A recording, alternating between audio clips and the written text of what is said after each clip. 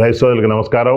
వాతావరణ పరిస్థితులు అనుకూలంగా లేని సమయంలో, ముఖ్యంగా ఈ వర్షాలు ఎక్కువగా పడ్డాయి. ఇటువంటి సమయంలో ఏమవుతుందంటే భూమి అంత తేమగా ఉంటుంది. వాతావరణం సరిగ్గా లేకపోతే పూత సరిగ్గా రాదు, పిందె సరిగ్గా రాదు, దిగుబడి కూడా కరెక్ట్గా రాదు. ఇటువంటి సమయంలో మొక్కలు ఏమవుతాయంటే ఈ వర్షాలు ఎక్కువగా పడినప్పుడు కొన్నిసార్లు అనుకూలంగా లేని సమయంలో మొక్కలు చలనం లేకుండా ఉండిపోతాయి, నిస్తేజంగా ఉండిపోతాయి. మొక్కల్లో జరిగే జీవన ప్రక్రియలు జరగవు. ఒకవేళ జరిగినా చాలా నెమ్మదిగా జరుగుతాయి.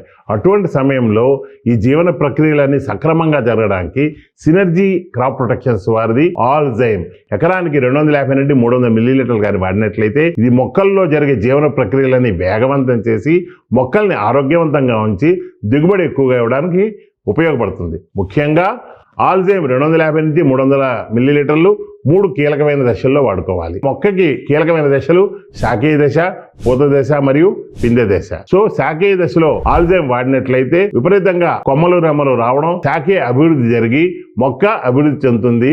అదేవిధంగా పూత సమయంలో వేస్తే పూత బాగా వస్తుంది, వచ్చిన పూత నిలబడుతుంది, పూత రాలడాన్ని అరికడుతుంది. అంతేకాకుండా పూతని 80 నుండి 80% వరకు పెంచేటట్టు చేస్తుంది అనమాట. అదేవిధంగా పిందె సమయంలో వేస్తే పిందె సైజు బాగా పెరుగుతుంది, కాయ సైజు పెరుగుతుంది, ఆరోగ్యంగా పెరుగుతుంది, అందులో ఉండే పత్తి కూడా పూర్తిగా నిండుకుంటుంది అనమాట. ఈ విధంగా పత్తి పంట కీలకమైన దశల్లో మన శాఖీయ దశ మరియు పూత దశ మరియు పిందె సమయంలో గానీ సినర్జీ క్రాప్ ప్రొటెక్షన్స్ వారి ఆల్జైమ్ ఎకరానికి 250 నుండి 300 మిల్లీలీటర్లు వాడినట్లయితే పూత బాగా రావడం, శాఖలు బాగా రావడం, అంతేకాకుండా పిందె కాయ కూడా బాగా వచ్చి ఎక్కువగా దిగుబడి ఎక్కువ ఇవ్వడానికి చాలా సపోర్ట్ చేస్తుంది. కాబట్టి గుర్తుపెట్టుకోండి, సినర్జీ వారి అన్ని పురుగు మందులతో, తెగుళ్ళ మందులతో కూడా ఈ మందులు కలుస్తాయి. కాబట్టి కంపల్సరీ ఆల్జైమ్ ని శాఖీయ దశలో, పూత దశలో మరియు పిందె సమయంలో ఖచ్చితంగా వాడండి. అధిక దిగుబడులకి అవకాశం ఇవ్వండి.